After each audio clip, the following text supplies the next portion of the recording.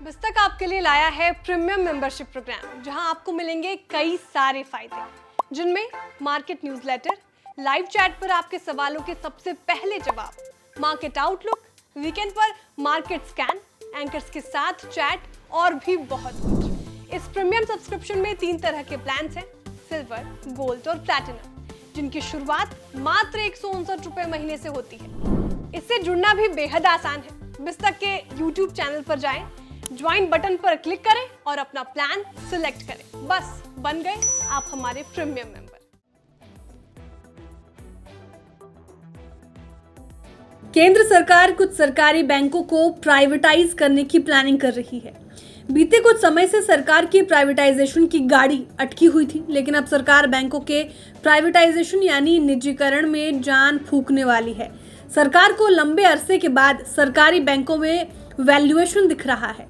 हम ऐसा इसलिए कह रहे हैं क्योंकि आजकल देश के सरकारी बैंकों के शेयर रॉकेट हो गए हैं। अगर आप एक साल में निफ्टी पीएसयू बैंक इंडेक्स को देखेंगे तो इसमें 65.4% की जबरदस्त बढ़ोतरी देखने को मिल रही है। अब आइए इस खबर को और विस्तार से समझने की कोशिश करते हैं। असल में केंद्र सरकार अब सरकारी बैंकों के स्ट्रैटेजिक प्राइवेटाइजेशन पर फिर से विचार कर रही है। पहले भी सरकार ने आईडीबीआई बैंक को प्राइवेटाइज करने की योजना बनाई थी, लेकिन इसमें सरकार सफल नहीं हुई थी। बैंकों के एम्प्लॉय के विरोध और इन्वेस्टर्स के न मिल पाने के कारण ये काम रुक गया था। लेकिन अब फिर से सरकारी बैंकों के स्ट्रैटेजिक प्राइवेटाइजेशन की सुगबुगाहट शुरू हो गई है। और तो और हाल ही में जारी हुए जनवरी-मार्च तिमाही के नतीजों में कई सरकारी बैंकों ने जबरदस्त मुनाफा भी कमाया था।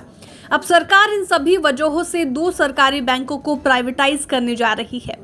अब इनके नाम जान लेते हैं। इनके नाम इंडियन ओवरसीज बैंक और सेंट्रल बैंक ऑफ इंडिया हो सकते हैं। बता दें, फाइनेंस मिनिस्टर निर्मला सीतारमण ने बजट 2021 में ही ऐलान किया था कि विनिवेश कार्यक्रम के तहत 2 सरकारी बैंकों का प्राइवेटाइजेशन किया जाएगा।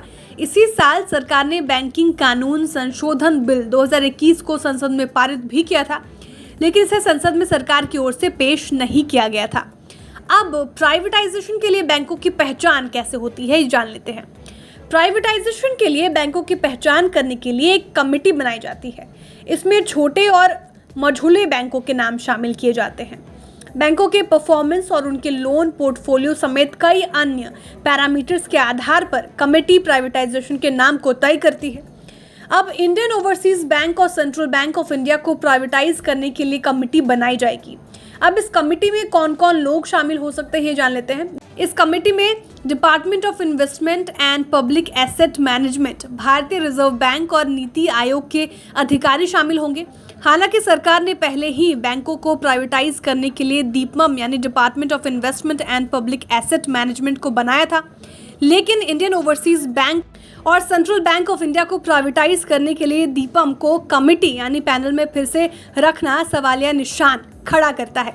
बता दें कि सरकार की एजेंडे में बैंकों का प्राइवेटाइजेशन शामिल है, लेकिन अब लगभग सभी बैंक मुनाफे में लौट चुके हैं। ऐसे में अब ये देखना होगा कि किस बैंक में संभावित निवेशक यानी इन्वेस्टर इंटरेस्ट दिखा रहे हैं। इसके अलावा भी कई फैक्टर्स होंगे जिस पर ध्यान देना पड़ेगा, तब जाकर केंद्र सरकार बैंकों को प्राइवेटाइज करेगी। अब जाते जाते निफ्टी पीएसयू बैंक इंडेक्स और निफ्टी 50 का कंपैरेटिव एनालिसिस कर लेते हैं। पिछले 1 साल में निफ्टी 50 में केवल 16% की बढ़ोतरी हुई है। वहीं निफ्टी पीएसयू बैंक इंडेक्स 65.4% चढ़ गया, यानी 12 से 12 सरकारी बैंकों का प्रदर्शन शानदार रहा है।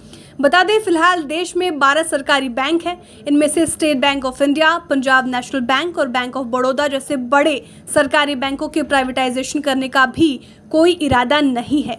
वहीं Indian overseas bank, central bank of India, bank of Maharashtra और यूको बैंक जैसे बैंकों के प्राइवेटाइजेशन का फैसला लिया जा सकता है। Bureau report, बिस्तक।